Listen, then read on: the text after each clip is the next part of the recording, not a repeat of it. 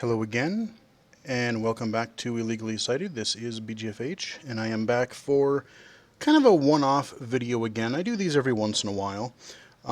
This time I kind of wanted to do, I figured this might be a good time to do kind of a channel update and a little bit of a general chat on game accessibility. There's a few things that happened recently, or that happened over the past, few months, and that I thought that I wanted to talk a little bit about. And I figured, while we're talking about accessibility, I think that we should throw up something interesting, put up some interesting gameplay in the background. So I decided to load up some classic Left 4 Dead 2. We're going to play a little bit of the Dark Carnival campaign from Left 4 Dead 2.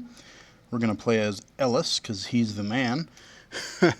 And there's a reason I chose to have this game as the backdrop, and I'll kind of get into that as we go here. So let's just start our Dark Carnival here. And hopefully I should have the volume lowered enough where you'll still hear it, but it won't overpower everything, hopefully. So, a couple of reasons that I thought about doing kind of a channel update and an accessibility video for games. I've actually gotten quite a few new subscribers to the channel, and thank you for that, by the way. We are now, as last time I checked, hold on. Sorry guys, guess it wasn't such a hot idea after all. Hell, it got us this far. We'll find another way to gnaw. Alright, so let's play here. So, like I said, I've gotten a lot of new subscribers over the past, several months now. And like I said, thank you for subscribing. As I last looked a couple days ago when I uploaded the last video that I did, we are looking at around... We are looking at around 400, just over 400 subscribers. So that's pretty awesome. I truthfully did not think, that I would be doing it this long, that I would be recording videos this long, and this many. I think I'm well over 500 recorded already. And I didn't think that people would actually be interested in listening to me babble. So, yeah, it's small potatoes as far as, your typical, crazy popular YouTube channels are. But hey, you know what? We're doing okay. And I'm actually having more fun than I thought I would doing this. So, for the foreseeable future, I think we are pretty good. For those unfamiliar, if you have not followed me or my channel for a while, we are playing Left 4 Dead 2, which is, of course, a first-person shooter, but it is a co-op. The main mode, anyway, is you have several campaigns for Left 4 Dead 1 and 2. You are playing as one of 4 survivors, and you are basically trying to get from point A to point B and fight the tons of zombie, or I guess infected as they are referred to in this game. And you are trying to basically get to whatever escape point it is for the level. There's more to it than that, but I will invite you to watch. I think I did. I'm not sure if I actually did it. Left 4 Dead is one of the, and Left 4 Dead 2 are some of the first games I actually covered on the channel, so it's probably pretty bad as far as the way my videos are from the way they were when I first started, naturally. But I can't remember if I did a low vision spotlight for them, but I know I did full playthroughs. One of the few games that I did full playthroughs for on the channel, especially early on. I went through all of Left 4 Dead 1's campaigns, or at least main campaigns, and then Left 4 Dead 2's campaigns. And I didn't do the actual DLC ones. I stuck to the core campaigns. But if you want to find out more about the mechanics and all the different elements of this game, you know, definitely go watch those early videos for Left 4 Dead and Left 4 Dead 2. I will come back and talk a little... Well, actually, you know what? We'll do it right here. The reason that I chose Left 4 Dead 2 as a kind of backdrop for this video is this is one of the first examples that I can really think of a game, for me anyway, that really provided some very helpful accessibility, I think possibly unintentionally, but nevertheless, it helped. And so when I saw Left 4 Dead, the original, I thought, man, this looks really cool. I love first-person shooters. Shooting zombies is cool. We got this whole co-op thing. I could probably play with Jawbreaker and maybe one or two of our other friends. But I'm like, oh man, is this going to be too hard though? Because I've talked about on the channel before where like team games and just, you know, whether it's team games or co-op or things like that, I don't want to be the guy who goes around accidentally killing his own team members because he can't see determine his players from the other players well enough, or be a kind of a weak, kind of a third wheel, so to speak, for my team because of my vision. Thankfully, as I unpause it again here, Valve did something really smart just for general usability. Now you notice that they've got each one of my buddies here, they have names above their heads. But if I go behind this car, or this vehicle over here, I know where my guys are because I see the blue silhouettes of where they are. Now get them off me, thank you. If somebody else was getting pounced on, and I was sort of out of the way, I could see that they were in trouble because their outline would either, depending on the type of special infected that pounced on them, they would either be red or yellow, telling me that, hey, they're in some kind of cautionary danger or they're really in trouble. Also, things like weapons, ammunition, med packs, chuckable weapons like Molotov cocktails and pipe bombs. Those would be easy to miss in a game with a fair bit of detail in its environments. So having these outlines around all these elements, all these items that I can grab, also really helps just to make sure that, hey, as I'm going through our journey here, I'm not overlooking some of these, very useful items that could literally be the difference between life and death. It's like, oh crap, I'm really low. I need that med pack. I need that bottle of pills or shot, a shot of adrenaline. So that's why I chose this as a backdrop.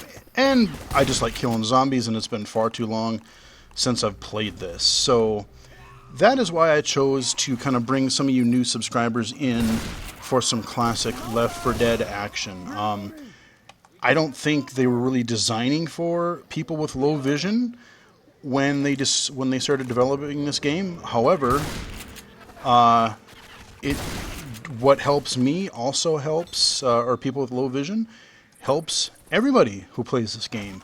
Because when there's chaos going around everywhere, and you got literally in some levels, you got like dozens and dozens and hordes of zombies, you need to be able to tell where your friends are, because especially on higher difficulty levels, this is a game where cooperation is definitely the name of the game. You can't really be screwing around. Oh, that's right, I don't have a melee weapon yet. Hopefully soon. So yeah, we'll grab that again, I suppose. Here we go. So, see, look, we got this dark room, and I can already tell, okay, I've got a Molotov cocktail, and it looks like a chest paddles. So if somebody goes down, I could revive somebody. Alright, so we'll grab the Molotov for now. So, like I said, I can start, I guess, by giving... Oh, hi, how you doing? Giving a little bit of background on myself and the channel for those new subscribers to the channel. So I am, legally blind, hence the term illegally sighted. That is where, in fact, the channel name came from. I have a heck of a time trying to think of names for things, and so, like, I cannot think of names of like, usernames or anything like that to save my soul. So, jokingly with my friends, I've kind of used the term illegally sighted to kind of make fun of the, like, when you stop and think about it, the term legally blind, I know what it means, but it's just a weird term, and kind of to make fun of it, I'm like, yeah, well, then I guess if I'm legally blind, I suppose I'm illegally sighted. And since I couldn't think of anything better at the time, I'm like, yeah, you know what? I don't see another channel with that name. We're rolling with it. No! Charger. Get the hell out of here. So, that's where the name came from. If you are wondering where my name came from, the whole BGFH, I will invite you to go do a Google search or a web search for BOFH, or the Bastard Operator from Hell. I won't spend much time on it, but what I will say is that it is a pretty funny, like, series of short stories that originally appeared in a UK computer magazine. I want to say it was like Network Week or Computer World, or I don't remember what the magazine was called. But I got turned on to it by, actually, I think Jawbreaker was the one that told me about it at first. And he had compiled some of the early stuff by year, and I started reading and I'm like, God, this is hilarious. Basically, it's sort of like everything that you thought, if you have worked network administration or help desk or anything like that, and you just get frustrated by users, like answering stupid questions and just all kinds of nonsense like that. It's kind of the weird, like fictional, everything that you wanted or thought about doing to a user or to people that annoy you, but is either illegal or horribly wrong or just, whatever. It's amusing. So just look up BOFH, Bastard Operator from Hell. There is on Amazon, and they don't have part 1, oddly enough, but they have part 2, the BOFH Omnibus, if you want to look it up on Kindle, to get a whole bunch of stories from a whole bunch of years. So that's kind of the origin of, where the whole, channel name and my name came from. The channel actually started because I actually wanted to start sharing some Minecraft videos. That was when Minecraft was still in, I think I actually, might have been alpha. I might have been beta, but it might have even been alpha at the time. And Jawbreaker and we wanted to share stuff back and forth. And then when I moved a few years ago, I also had some friends of mine who, we would talk about games, and some of my friends, they were totally blind or very low vision, and they would kind of come over and they would listen to the games that I played or whatever, or I was kind of the local kind of visually impaired gamer authority person, I guess. So basically, they're like, oh yeah, you should, yeah, you could do some videos. I'm like, yeah, I don't know if I can or not, but I suppose, yeah, why not? So between Minecraft, that, and at some point, there was probably alcohol involved. Says, yeah, what the hell, let's make a channel.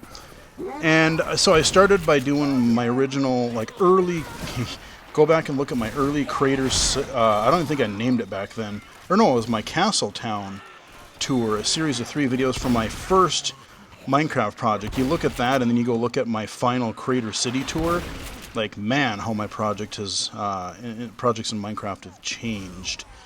But I started with Minecraft, and then I thought, I don't want to just do Minecraft because I know I'm going to get tired of it eventually, or I'll want to do something else. So I thought, okay, there are gazillions of channels on YouTube devoted to gaming. They have Let's Plays, they have reviews, they have retro channels, they have whatever. How can I if I'm going to bother to do this whole YouTube thing, what can I do differently that might make it different from the gazillions of sites out there. And my answer was to really start exploring games and technology, as it turns out, from a low vision perspective, you know.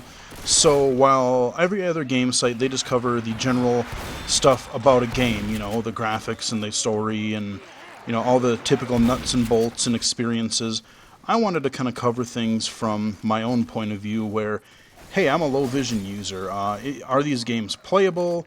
Where do I have trouble? What would I recommend developers do to, you know, fix things? Would I recommend this to other visually impaired gamers?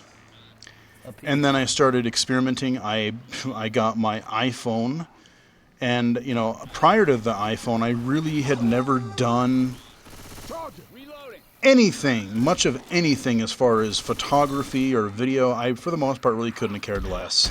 But it was just really so easy, and the quality of the camera was good enough at that point. I think I started recording videos probably, I don't know if I did anything with my 4S, but when I got to my iPhone 5 for sure, I started doing assistive technology videos, hardware reviews, all that kind of stuff. And then I figured out different ways to record not only my computer screen, but iOS directly. And yeah, it just kind of grew from there. So that's kind of where we're at, you know. I mean, if you are new to the channel, like I said, I cover pretty much everything from, you know, my low vision perspective. Main thing I do is the low vision spotlight videos where I kind of take a look at a game and I kind of want to find ways to improve. I have a few ideas of ways to improve those videos, but I would say the bulk of my channel is that content because I'm taking a look at a game and playing it a little bit, kind of telling people what I think about it. Can I play it how accessible is it to me? Where do I think people might have trouble with it? And I think I could probably do a little bit better a job in some areas of being more thorough. I talk about the game a lot, but I should probably have more of a consistent standard, so to speak, as far as how I don't want to say review the game because I really don't review them, but, you know, how I might talk about a game. So Much better now. I do those. I do hardware reviews, and it could be anything from headphones to speakers to a tablet to a new phone or whatever it is. I've done things for like the Victor Reader Stream the new generation, all kinds of stuff there. I should mention, if you go to the top of my channel, there are playlists. So if you want to just sort the channels, you don't care about the low vision stuff, you're totally blind. Maybe you want to just listen to a couple of the few Let's Plays that I do, some of the hardware reviews or accessible PC or iOS games that I eventually started to do. All that is there. So a lot of different content to explore. Like I said, I'm surprised I have so many videos up there. But there you go. So what originally prompted me to record this video is last week on, I believe, the 19th of May was this whole fairly new day, I guess. I think they said it was like the 5th annual let's see if I get this right, Global Accessibility Awareness Day. And so Twitter was, at least a lot of the people that I follow, was really talking a lot about this Global Accessibility Awareness Day. And, you know, you would have companies talking about what they're doing. You had a few people kind of promoting their own stuff, of course. But then you just had a lot of people like talking about some of the accessibility things that have been happening, especially in the past year. Oh, yes, I want one of those. Oh, sorry, dude. I'm sorry, Coach. Sorry, dude. I totally didn't mean that. But I wanted to talk about the current state of gaming accessibility, because, man, I know there's a heck of a lot more work to do, but I am cautiously, pleasantly surprised and optimistic about where things are. Because frankly, if you would have told me even 3 years ago that, oh, we would have fairly accessible console interfaces for home game consoles like the Xbox or PS4, whatever, I would have said, yeah, you're full of it, because we're such a small market that they wouldn't really bother. And if they did, it would be way later. And I'm glad I was wrong. I'm really glad I was wrong, because we've had a few different things come up.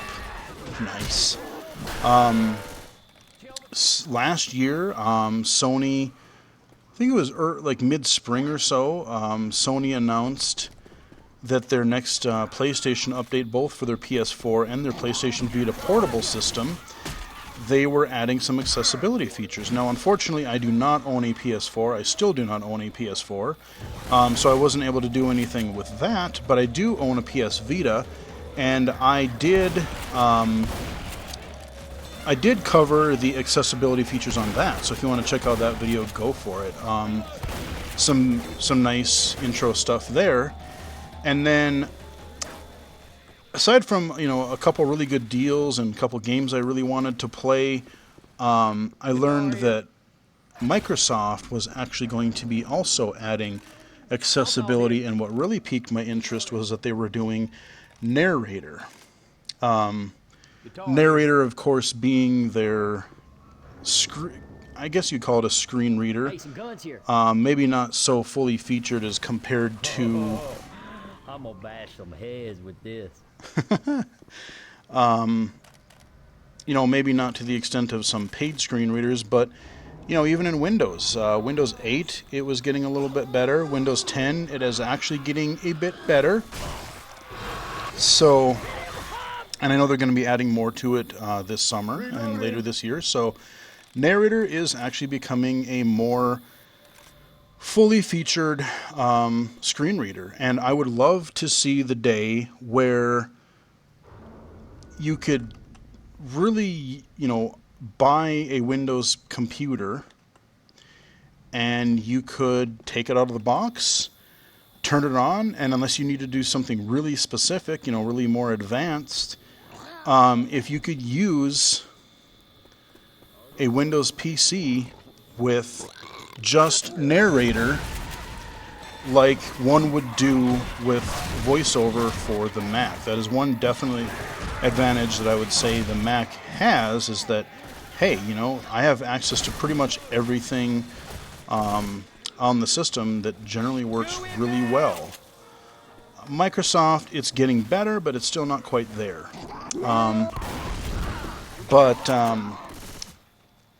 So last October, Microsoft started talking about, or they introduced ease of access features for the Xbox One, which I also covered shortly after its release, thanks to Windows 10 allowing remote play of Xbox One from Windows 10, and I was easily able to record it. So I've also done a video introducing some of those ease of access features in the Xbox One. So we've got two consoles now that have accessibility built in.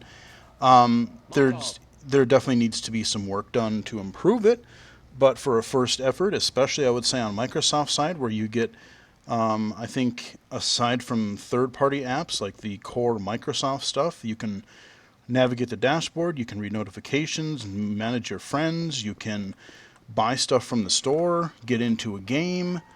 Oh, there's my weapon I need. You can do all that. And this is something that I figured would take eons, and I didn't even know that, like a big company like Microsoft or Sony would even bother. I really didn't know if they would even bother. I'm gonna grab some of these frag rounds. So I'm really glad that they did that.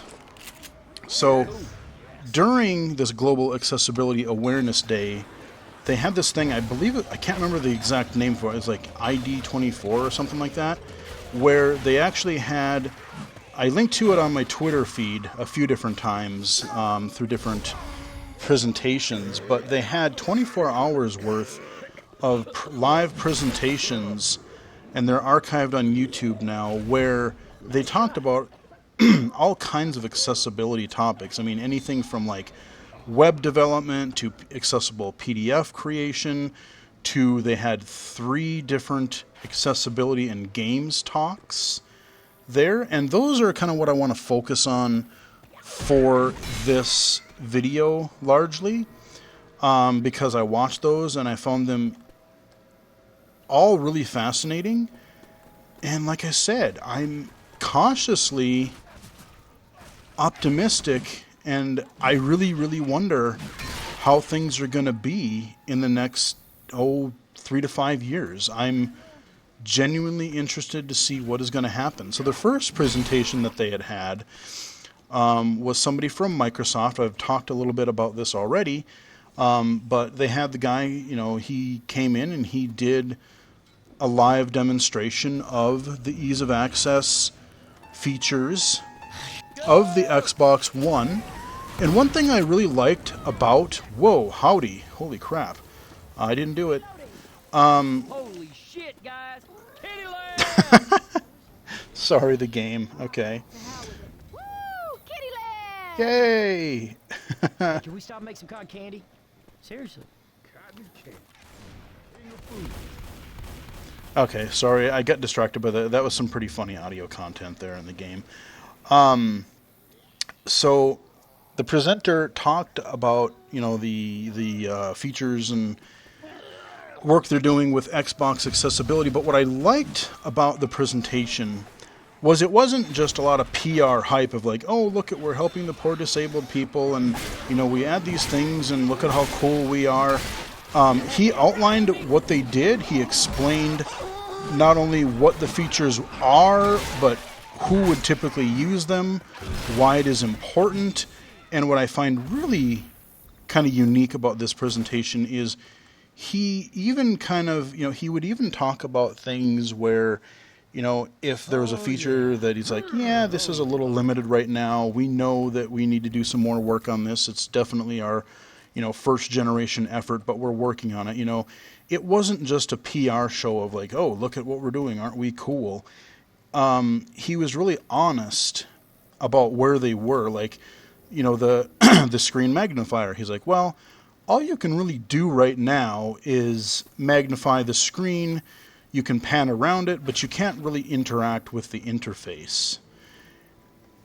So if you are looking, say, at the dashboard and you're reading something and you actually wanted to activate something, you would have to know where it is and then kind of memorize the screen a little bit as a low vision user, and then zoom out to normal view and then kind of navigate and interact from there. So that's one of their limitations, that they're like, yeah, I know, we're definitely working on it, and it's something we want to try to address as soon as we can. And he did that for a lot of different things, I mean, he was really good about explaining like the button mapping and the narrator, some of the things. He really didn't tell what was next for the roadmap, but judging by like what he said as far as, things where they would like to improve, you can kind of read between the lines and be like, oh, okay, this is where potentially they could be working on some stuff.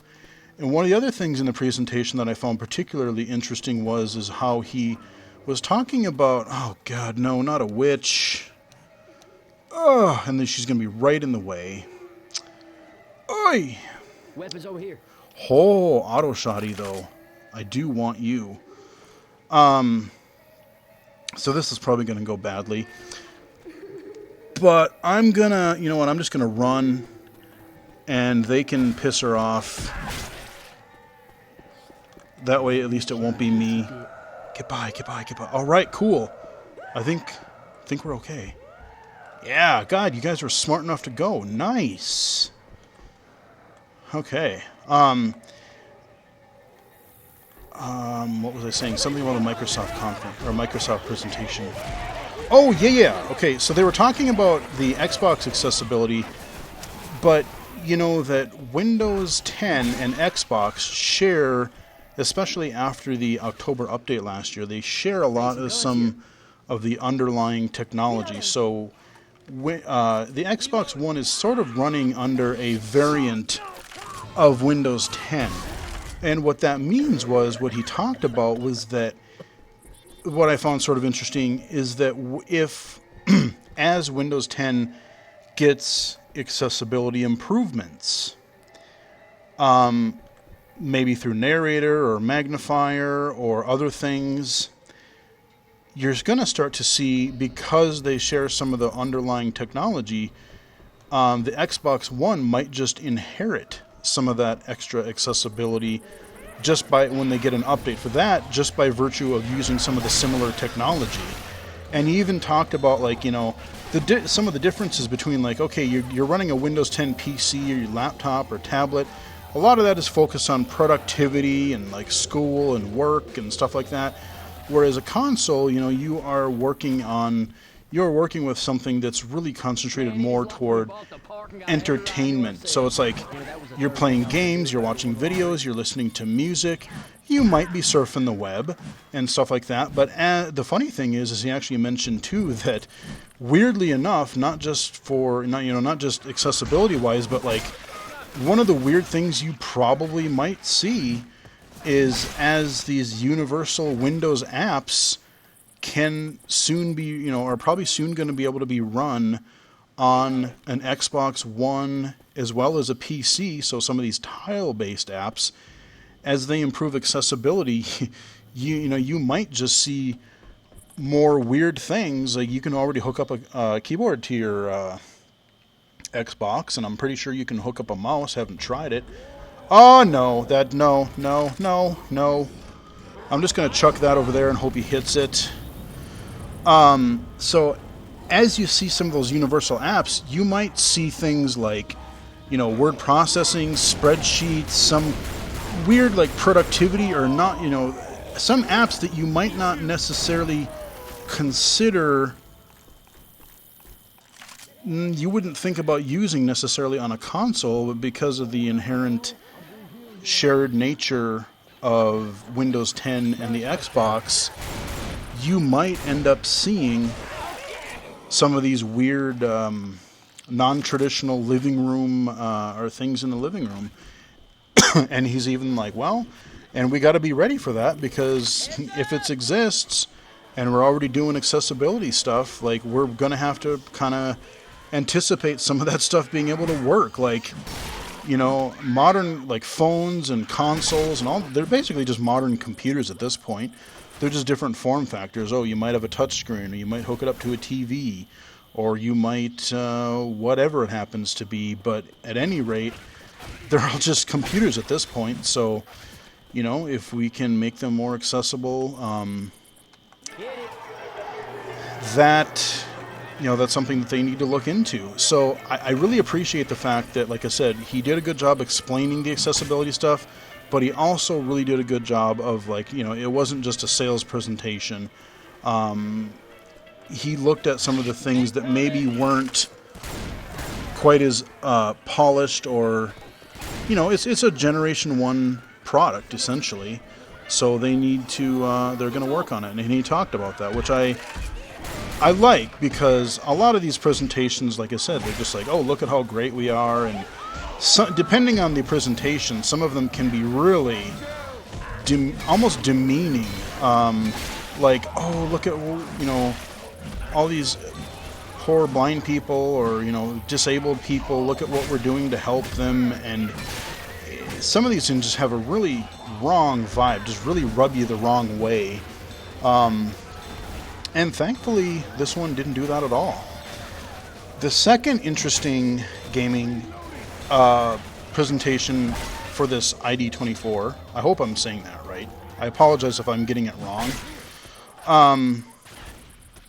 But the second one was a presentation from Sony and Naughty Dog, the developers of the Uncharted series and The Last of Us.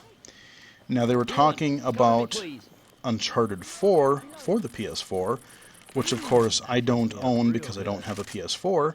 However, I was interested in the game, and I did watch a good chunk of it on YouTube just to see Uncharted 4. But they did a presentation on some of the accessibility features that they added to Uncharted 4, and I gotta say, I'm really impressed. Definitely go back and watch some of those videos. They do not only they not only did the talk, but there's also a kind of a trailer or like a little short. I don't know if it's a trailer or documentary, mini documentary kind of a thing, where they outlined some of that stuff. And it's really interesting. So some of the things they did, a lot of it was concentrated on like motor impairments. So, but it was still nonetheless really fascinating. And some of it actually, I think, would even help visually impaired gamers. So one of the things that they were talking about is, you know, one gamer approached Naughty Dog, I think it was at the Game Developers Conference a little while ago, and they're like, well, I love the Uncharted games, but I got stuck in Uncharted 2 because I was literally unable to complete the game because there are a lot of different sections in the game that require you to do quick time events and these button mashing thing. You know, typically in an action game you'll see these like quick time events where it's like mash this button really hard to open a door or to get out of a like if someone's grabbed you from behind and, you know, has got you in a, you know, chokehold or something, to get out of that. There are a lot of points where you have to do that button mash, and this person was not able to do that and had talked to Naughty Dog about it, and that got them thinking about, okay, well, that's easy enough to do. Let's add an option where instead of having to button mash, you can turn. They have a whole accessibility menu in the options menu of Uncharted 4 now, where one of the options is instead of button mashing, you can simply hold the button down. So instead you get the prompt, just hold it. You don't have to button mash. And that's cool. The other thing that they talked about, again, if you're a mobility impaired, you can't probably hold the control well or use the controller in the same way. And thank you for killing the tank, because I was just getting my butt kicked. Somebody want to heal me? Anybody? Yeah, thank you. You know, they focus on button remapping. So, let's say that someone isn't able to use the triggers and they want to use face buttons instead for some primary actions. You can switch those around.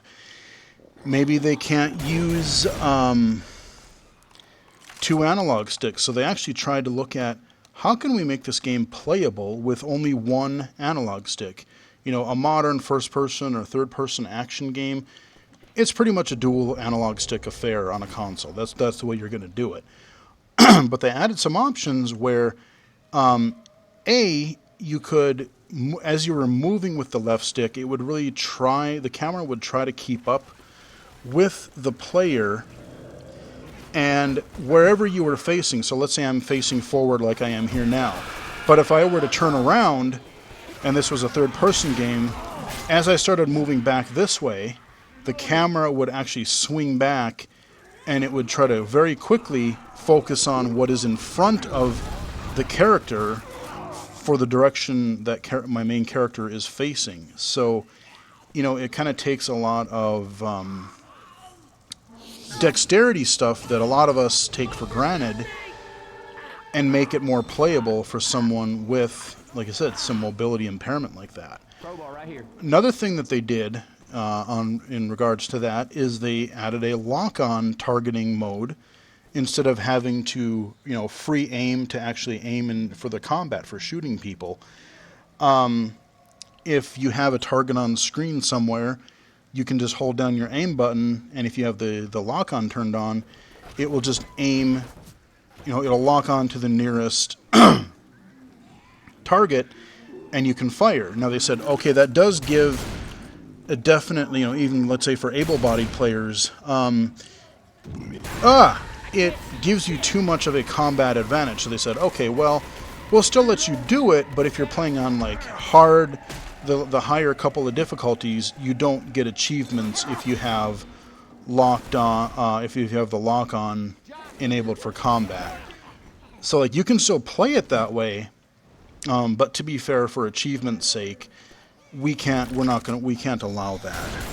And they did say for multiplayer, because of the competitive advantage that you would get, they don't enable lock-on for that either. Now, they did talk about maybe in the future, should they do another action game like this, they could consider saying, okay, well, we could maybe have 2 different servers, one for people who will play with the lock-on and one server for people who won't play. So that's something that they could conceivably do in the future. But they're not necessarily they're not doing it for Uncharted 4. But they've actually made the game a lot more playable for a lot more people, which I think was really cool. And then also, we're going to talk about the third presenter, Mr. Ian Hamilton, shortly here, but he also had texted me, or he had mentioned me on Twitter the day before the Uncharted presentation, and he sent me a link to a video where they were actually showing off some other mode. I forget what it was called, but basically what it was that so for like multiplayer, they switched, one of the things that they did is they switched the red-green, which is what it used to be for, opposing teams. They switched it to red-blue to help, for colorblind users.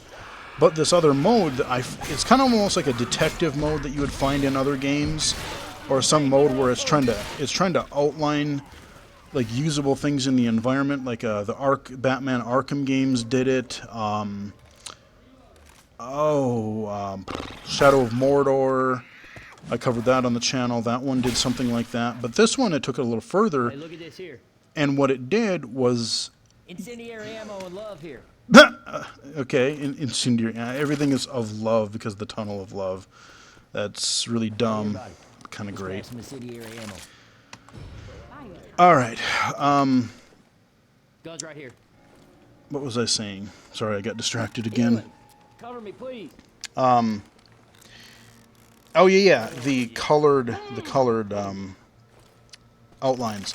So what they did was they actually kind of trimmed down some of the actual visuals and made a lot of things kind of in the environment stand out more. But then they also said, okay, instead of having the regular characters, they almost look like, I won't say not exactly like what you would find in Super Hot, where like all the characters in there were red, but like enemies were just like these red, glowy, really sharp standout, really sharp kind of, they stood out from what you were looking at. And then if you had allies with you, which they showed, oh man, that's rough. I just healed. Really, guys?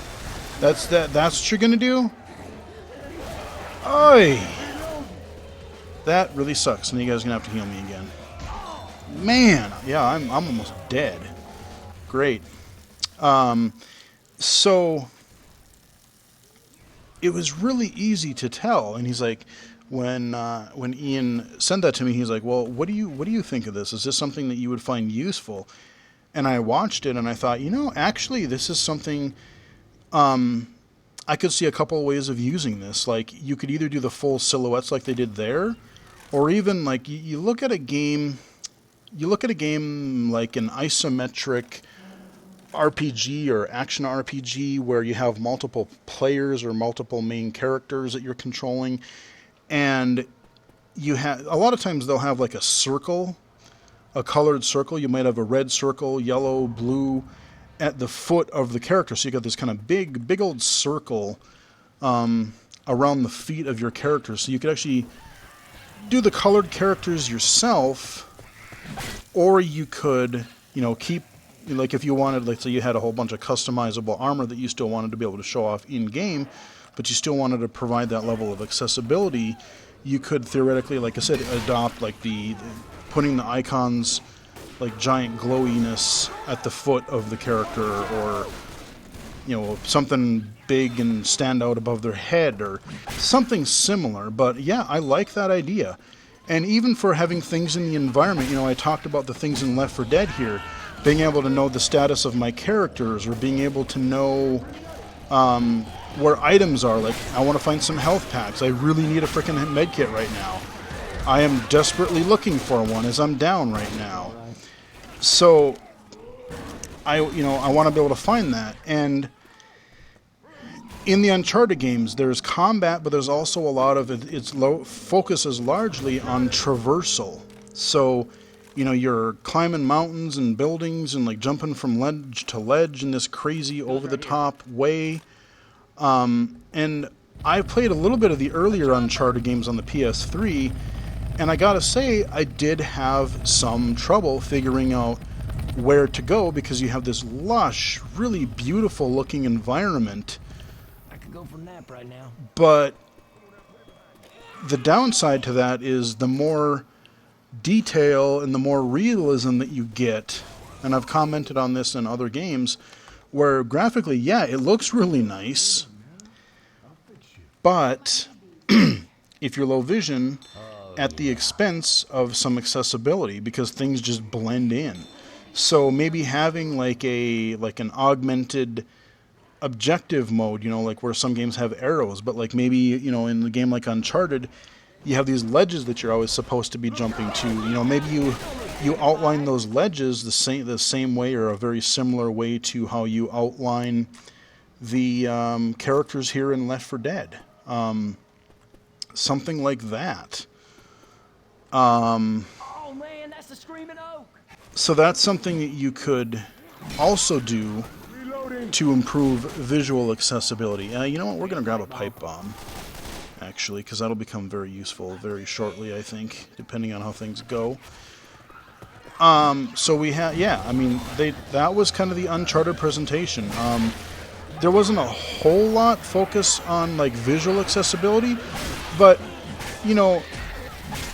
another reason I wanted to talk especially about this presentation is I heard buzz about this particular story and this Uncharted 4 accessibility feature everywhere on Twitter. I think I saw news stories on Kotaku and Polygon and other places. For all I know, IGN did something with it.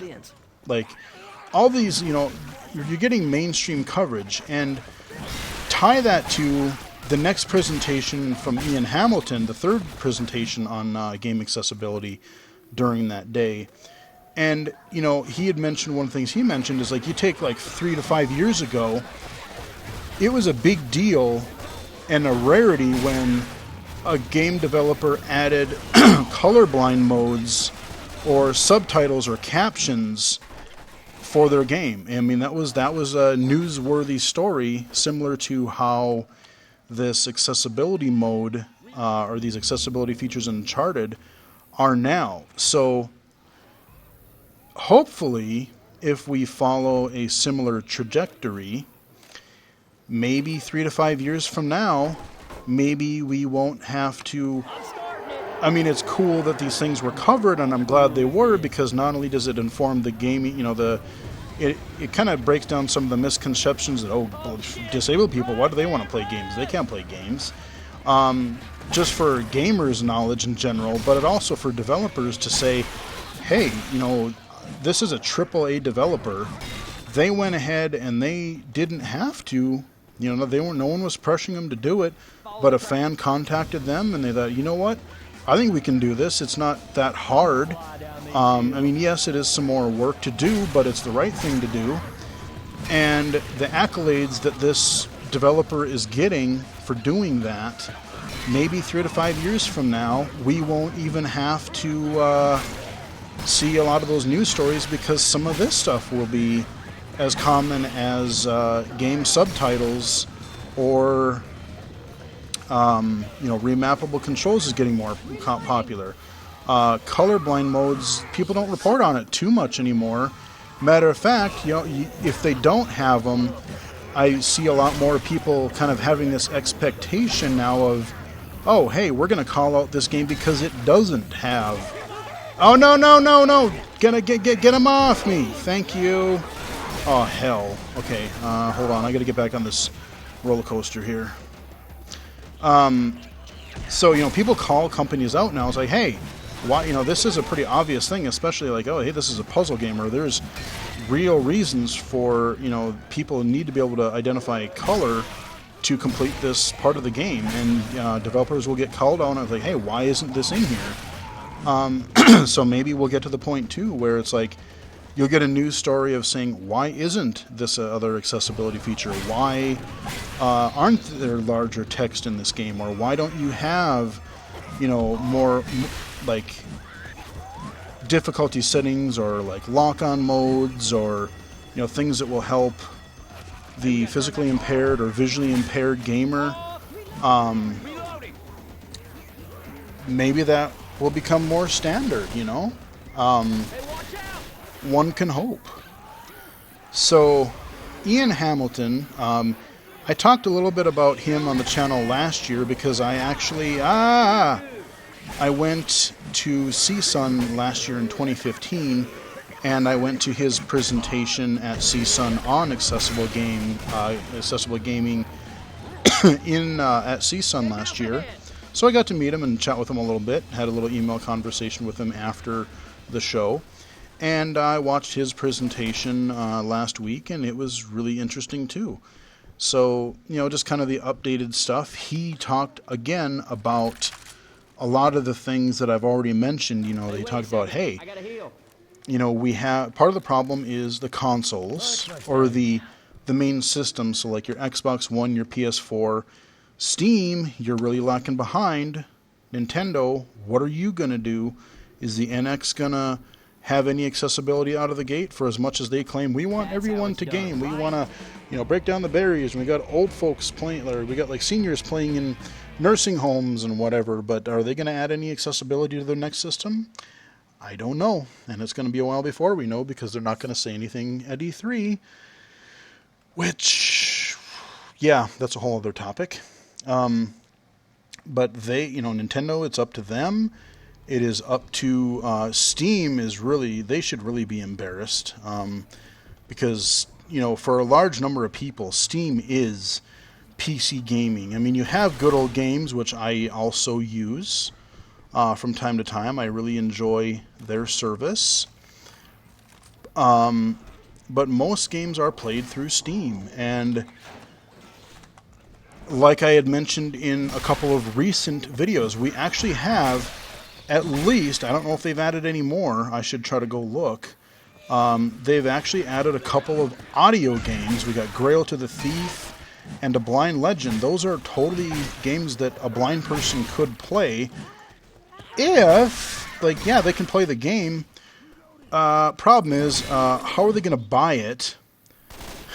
And how are they going to launch Steam and go through the interface to launch said audio game? So there's kind of this weird, like, disconnect. Like, I can play the game, I just can't get to it. I guess kind of like how DVDs, it's like, oh, we have a descriptive audio track, but that's cool, but I can't navigate the actual DVD menu on a typical, DVD or Blu-ray player. I can't navigate that menu to enable said audio track. So that's something that, yeah, we do need to figure out soon. He talked about the other main things is that the middleware, the game engines. So you have most games, I would say, are run on either Unreal Engine 3 or 4, or Unity. Those are the main two. Those are the main two game engines that are used. You have other things like Crytek for like Crysis and a few other games. You have Source, of course, for the Left 4 Dead game that I'm playing right now, and all of Valve's stuff.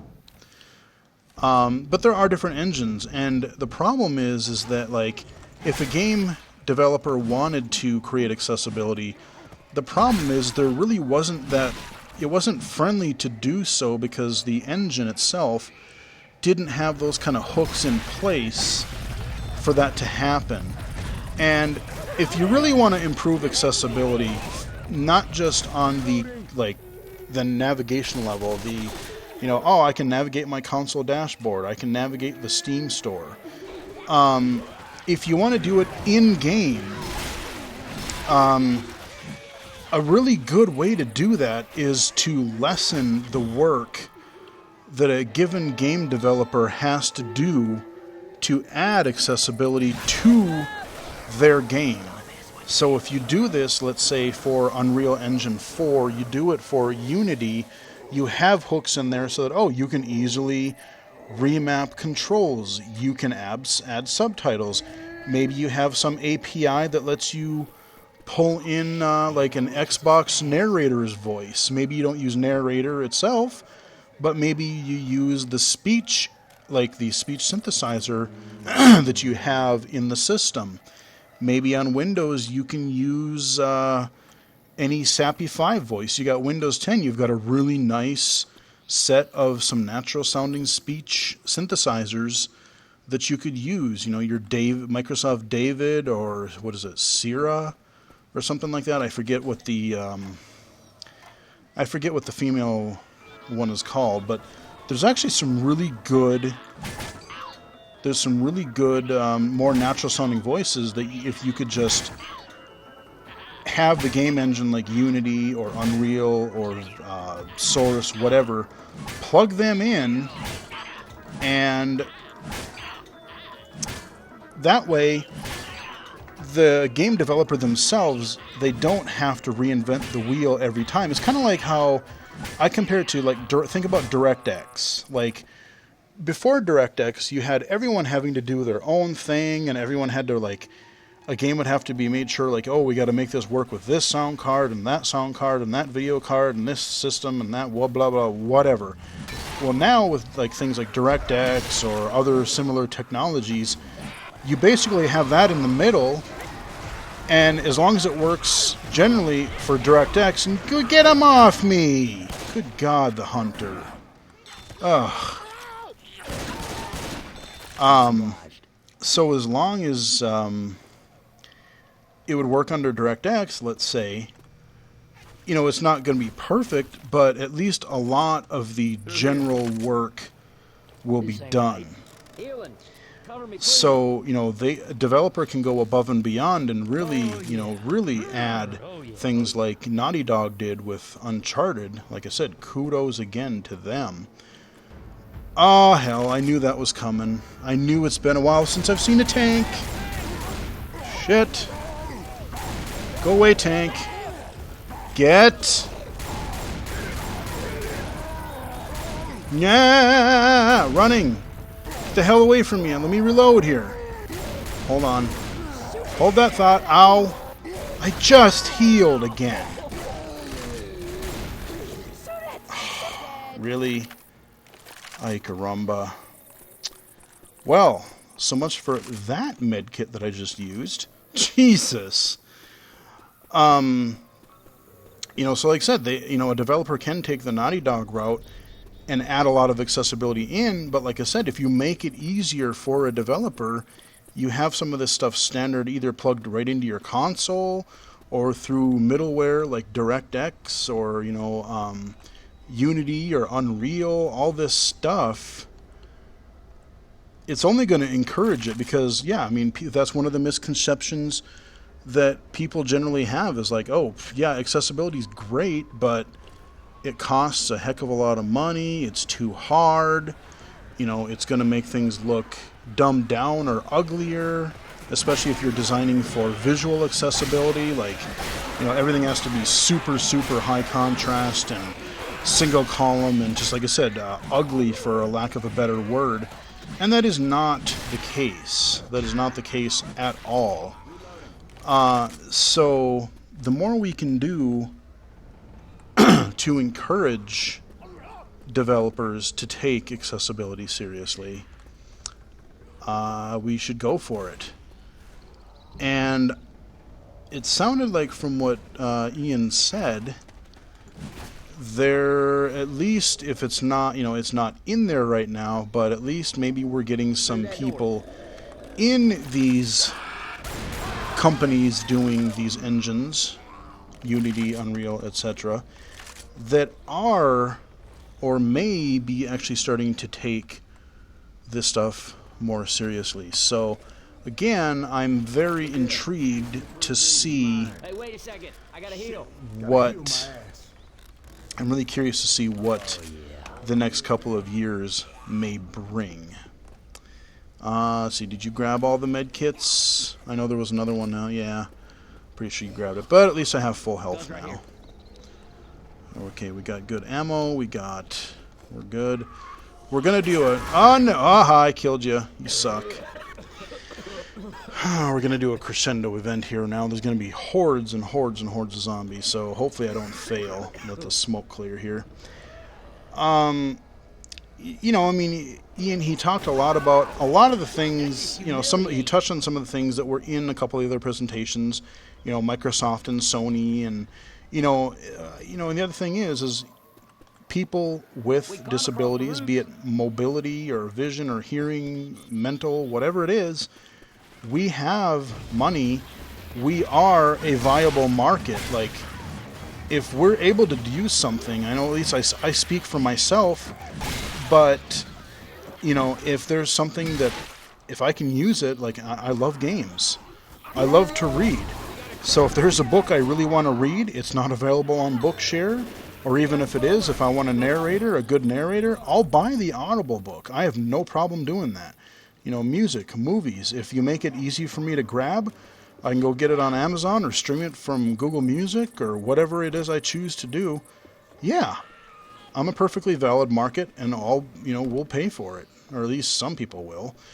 That's a whole other pet peeve of mine that I won't get into here. But, we are a market, and there's a lot of people with disabilities, you know. Not to mention, another thing that people often mention is, you know, community. We want to belong, we want to participate in the things that everybody else enjoys, and games are such a huge market, just dwarfing, just killing movies and music combined. So, as these things become popular, super popular, more people are going to be, playing games, and, if we aren't able to really do that much, we're getting left out, We are missing out. They're missing out on a huge market, and we're missing out on being able to be part of the conversation. I mean, I know with things like YouTube and Twitch, we can't play a game, but we can watch somebody else play it, which is great. I use that for some games that I'm not able to physically play very well myself, or for maybe something that I don't own that system, like Uncharted 4 right now. But if I do get a PS4, I will definitely pick up Uncharted 4. But, watching a game or watching anything and participating in it are two totally different things. Like, it's fun to watch sports. It's fun to be to watch live music. But, like, if you're good enough and if you're able to play in that sport, or if you're able to play in a band, even if it is like with your friends, it's huge. It just makes a person feel great. It makes them feel better, more confident.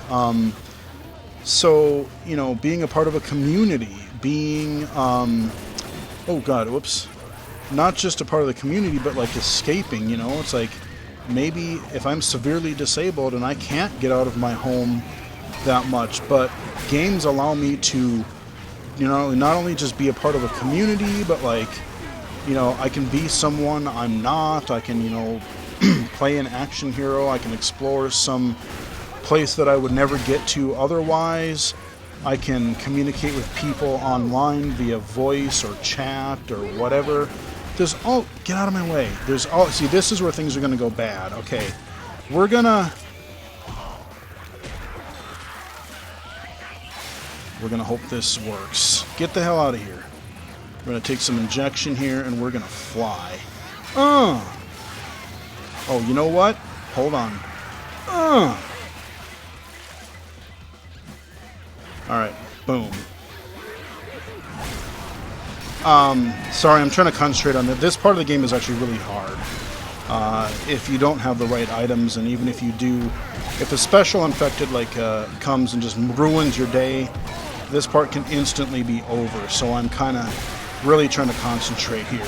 Look at all this. I mean, look at this chaos. Like, imagine, you know, I've gotten so used to playing this, but like the first time, I didn't necessarily know exactly where I was supposed to go, and I heard a hunter. That's exactly what doesn't need to happen.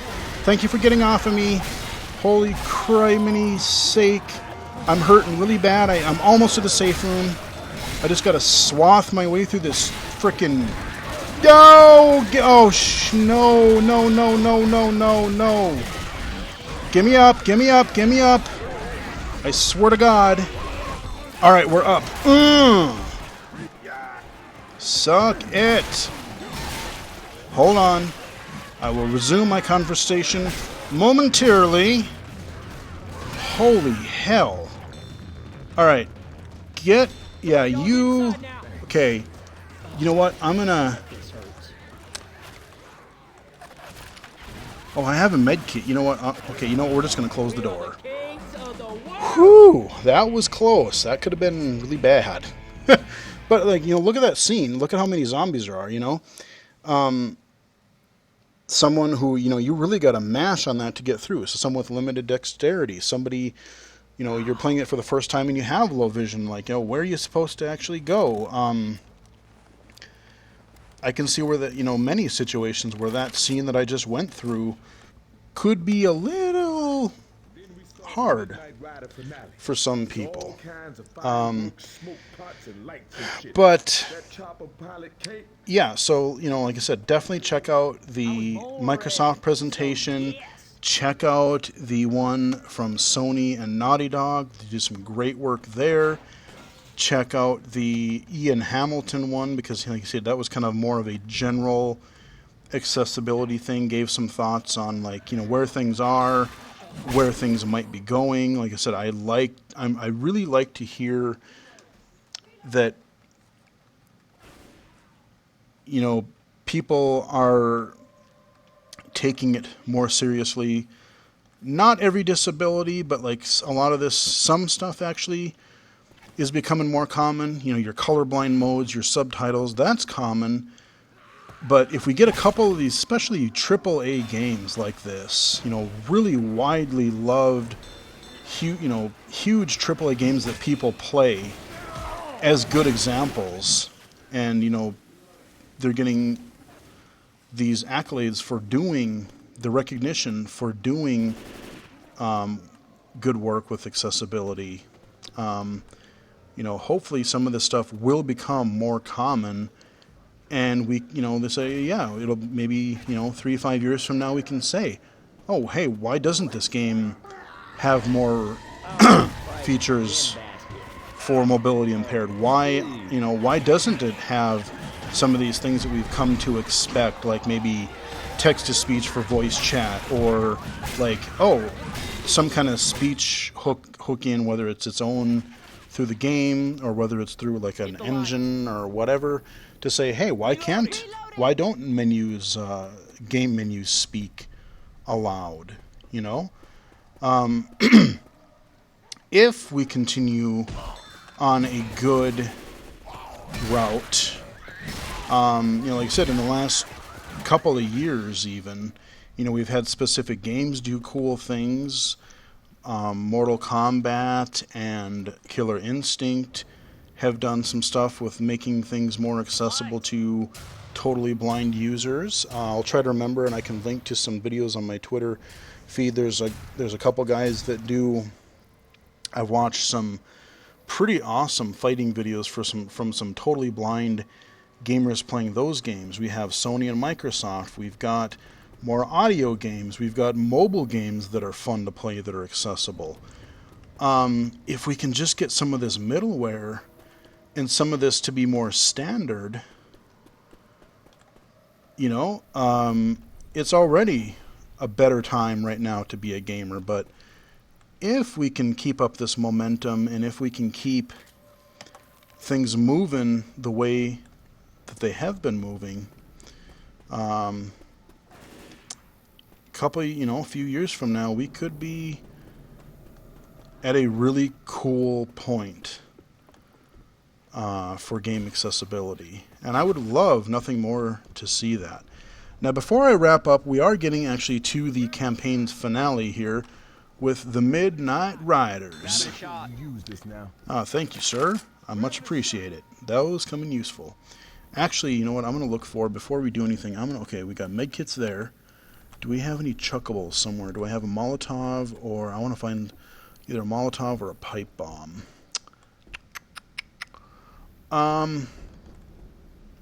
But before I wrap up the video, I feel I have to at least, even though it wasn't part of that day, I have to mention a little bit more about VR, because, well, just as he was getting into it and they were reaching the time limit for Ian's presentation, he started talking about VR accessibility.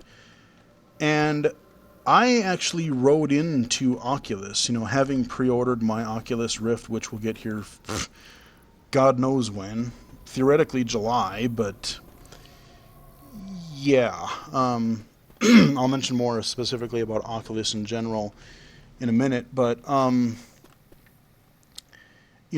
wrote to Oculus, outlining some of the things even that I've talked about in this video. It's like, hey, have you guys ever considered, I, having been skeptical, but having seen VR, having experienced VR myself as a legally blind person, have you considered that there are other people like me, or with other visual disabilities, with mobility impairments, with whatever disability it might be? Have you considered that these guys, that we want to play stuff, we want to play your content and experience these virtual, not even games, but like virtual reality simulations? Maybe I want a tour of some location. All these different possibilities. Like, have you considered accessibility for your Oculus store, your interface, any of your own games that you're developing? And it was a little bit more than a carbon copy response, but I wouldn't call it super promising just yet. They are aware of it, and especially if I ever get my Rift, and depending on how much trouble and what trouble I see with it, I will definitely keep greasing the wheel. Squeaky wheel gets the grease, I'm gonna keep on them, because I think, this is really a huge kind of brand new medium, not just for games, but for like entertainment. Could be used in education. I've talked a little bit about VR in various videos already before, so I'm not going to repeat myself really, but I think that especially as this is a new medium, rather than waiting, something like accessibility, it's a heck of a lot harder to add once you're well entrenched and you've made your stuff, you've got things set up, and then you're going to retrofit accessibility on top of it. It is a new medium, so as they're coming up with new products and updating their hardware and new versions of their software, whatever, I'm really hoping that it won't take it won't take as long. Where is he? Where's the tank? I hear him. I see stuff. Oh hell, there he is. Ow. Hey, you just stay out there and... Oh man. Ah! Tanks are bad, if you haven't noticed already. Hopefully one of these other guys will take we'll take a med kit, and hopefully they will... There you go. Thank you, Nick. Just what I require. Oh, yeah. Alright. But yeah, with it being such a young medium, a new medium, I really want to get them thinking about accessibility. I know the first editions of the products are out, but it's still so young that I don't think accessibility should be out of the realm of possibility. And I really had, it's funny because I really had mixed feelings of Oculus. Like, if you've watched any of my videos where I talk about VR in general, since I got to try it last summer, you know that I'm really pumped. Like, I'm really excited for some of the possibilities, not just gaming, but like I said, some of the other types of experiences that you might be able to, use or do. But there's been a couple of times, admittedly, where, like, Oculus has not, sounds like people are really happy with their hardware, but they just completely bungled the launch. Like, they didn't make enough, or they didn't, with their message, they didn't really inform people properly. Then they had, we had people like myself who pre-ordered the thing, really bought into it at the ground level. But sorry, Nick, before it was out. Uh-oh, that's not good. No, that's not good, guys. Thank you. So I don't know.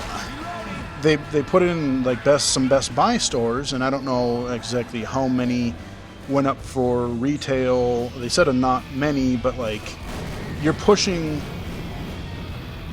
pre-order units back by at least like a month, if 2-3 months, and then you're putting them out to other channels, and then you're giving, like, part of me says they also did a thing where, like, if you bought in, I sort of get this, but in a way I sort of don't. Like, oh shit, that's bad. That's really, really bad. No, that was, okay. Okay, there are there are tanks, and there are very bad things happening here that I really don't want to be a part of. Yeah, start them on fire. Frick yeah. Oh, no. That is not, okay, you know what? Okay, we're gonna run the hell up this way. Oh, no. Okay, rescue me. Good job, guys. I can't see. Here's another vision thing. I can't see. Okay, now where are we going to come? I will get back to my VR conversation here in just a moment. We're going to try to win this campaign. We're going to try to win it. We're going to kill some frickin' zombies. We are going to go over to this... We're going to go over this helicopter. We're going to jump in. Ha-ha! We're going to hide. And we are not going to risk our lives for anything right now. You guys are just going to have to, like, fight it out, because I'm not leaving. Yeah, okay. Boom! Successfully finished the campaign. Awesome.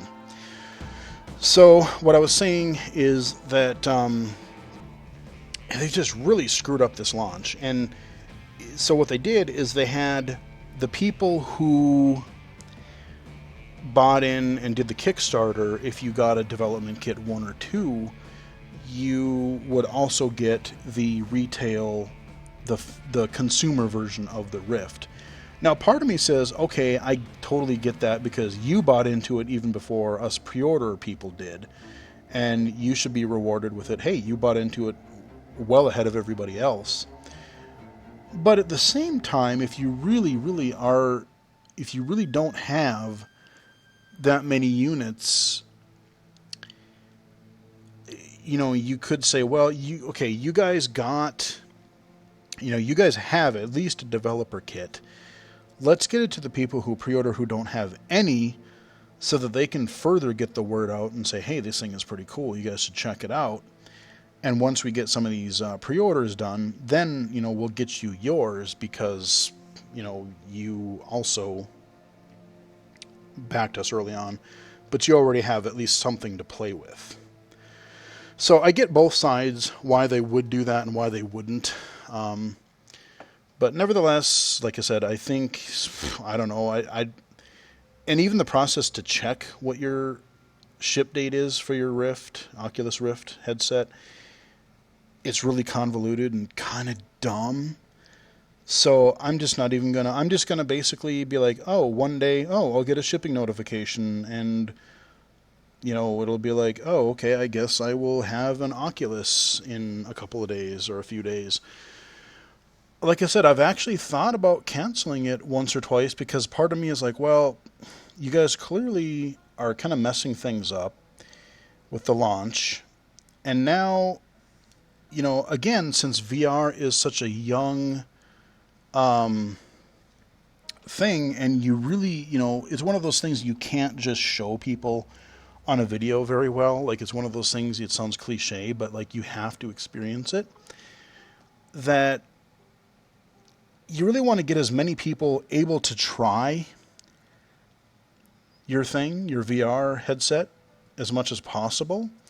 Well, then the whole hubbub within the last week or so is that Oculus, you have the Oculus Store, but then you have some games available through Steam for both the HTC Vive, their main competitor, and the Oculus, but some of those are sold on Steam as well. And Oculus has some exclusive games on their store, and there used to be this program, I forget what it was called.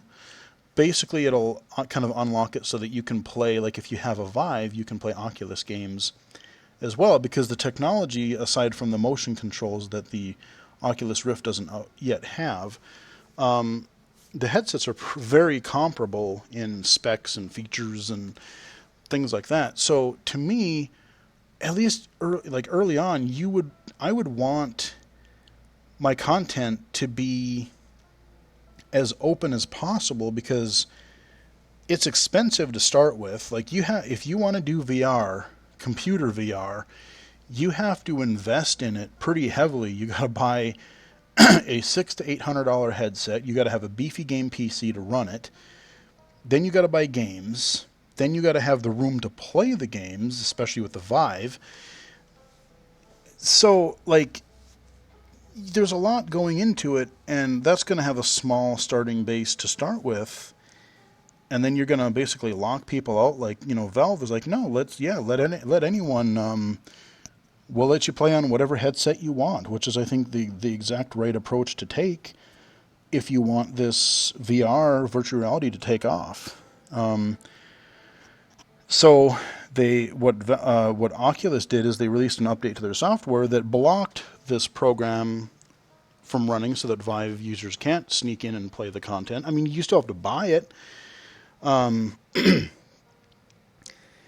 but you would let Vive players play the content. But now they blocked it again, and what it's actually causing now is people, instead of instead of working around your framework, and maybe buying the game and going through this roundabout steps so we can play it, now they're actually going to see a lot more pirating, because it's like, oh, well, okay, you're going to lock us out of your content. Well, fine, then if we want to play it, then why you're going to be that way? We're not going to pay you for it.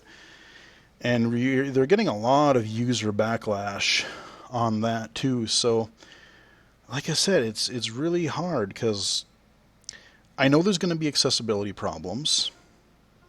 I know there is, especially in the first unit. I know within the next few years, or probably 2-3 years, they're going to have a new Oculus Rift out. I'm sure they will, probably not 2016 or 2017, I wouldn't think, or I would hope not anyway. Just because you throw that much money down, you really don't want to have to buy one, a year from now. But it's expensive. I know there's going to be accessibility problems. They're doing some stuff that is just really kind of anti-user, I guess. They kind of, botched the launch a little bit.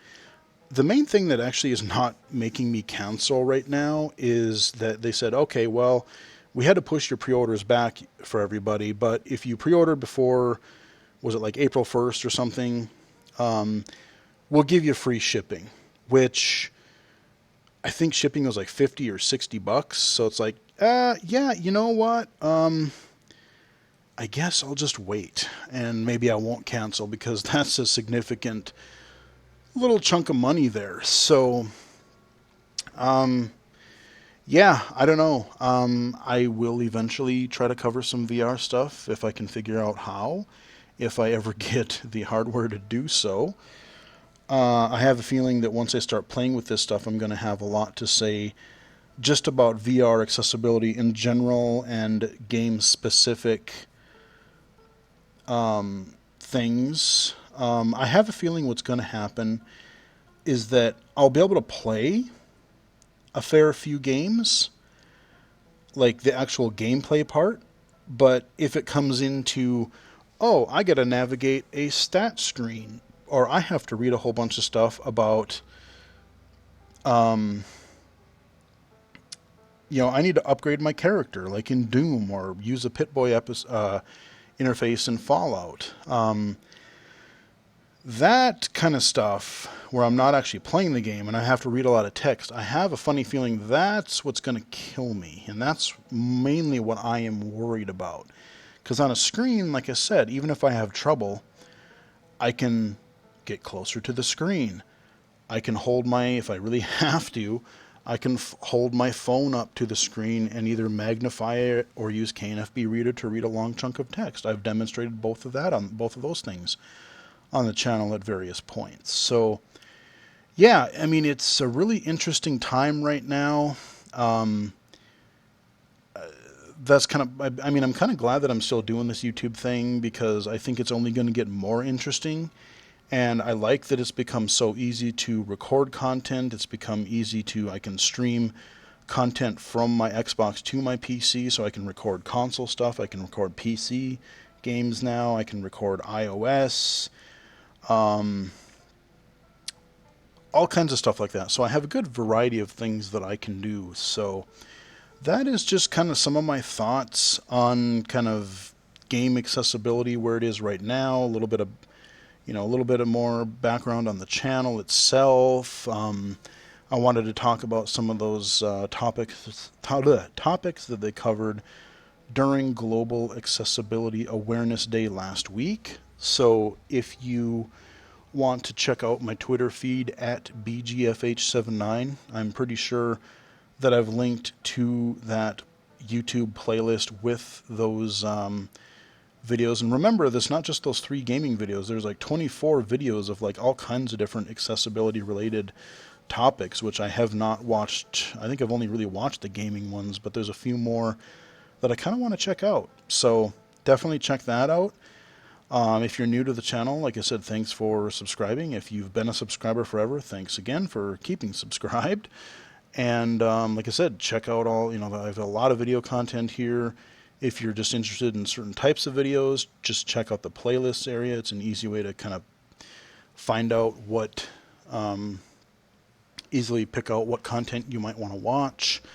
If you're curious about general schedule, right now, I kind of vary between 1 video a week and 2 a week, and it's been a little bit of both. For the past little while, I've somehow managed to do 2 videos a week, and I'm keeping up on that pretty well. So for the foreseeable future, I typically will update or upload a video or unlock a video for you guys on Wednesdays, and then on Saturdays at some point.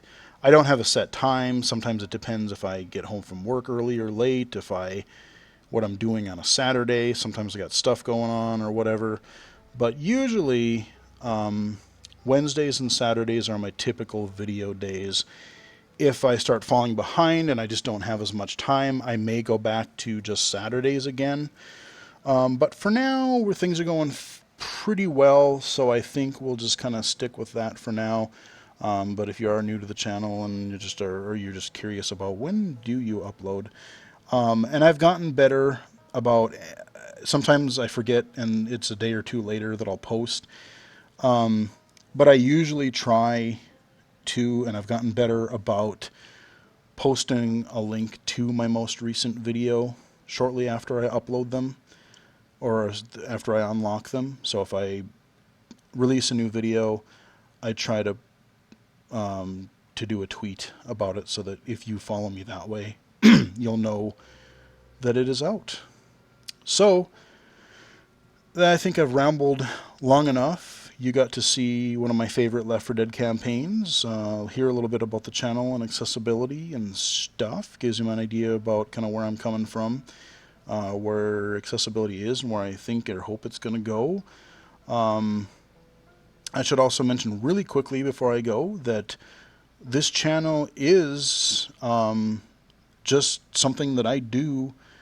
I've started doing in my spare time. This is not my job.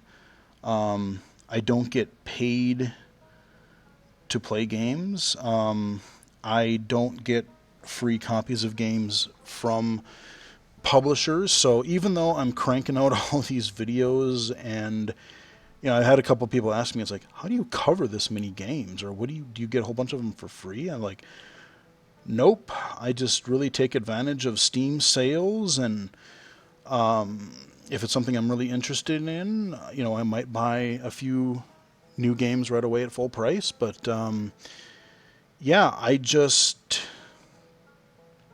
it's just a big interest of mine, and now that I'm doing the channel, like I said, I just want to have new content out on a regular basis. So, nope. Unless it's a rare gift that I've gotten from Jawbreaker or something, and we buy each other games every once in a while back and forth. So, otherwise, nope. I'm not getting paid. I'm not getting free content. I'm not getting promoted or, incentivized to promote certain games.